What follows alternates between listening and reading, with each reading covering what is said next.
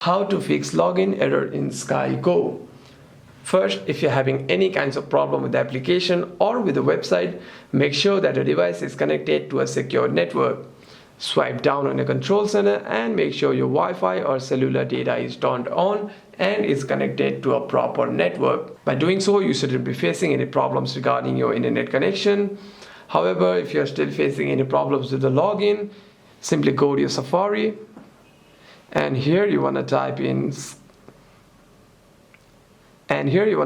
Sky Go. Click on search and click on the official Sky Go website.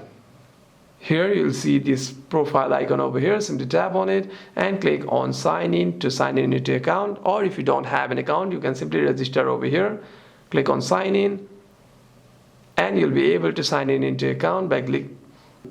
And here you'll be able to see the option to provide your email over here, and by doing so you can simply log in, and by providing your email over there, you can simply log in into the website. However, if you're having problem with the application, you can simply uninstall the application and install it again. And if that doesn't solve the problem, you can simply restart your device once and open the app again to solve the problem. Hope this video was helpful, and if you have any further questions, make sure to leave a comment down below.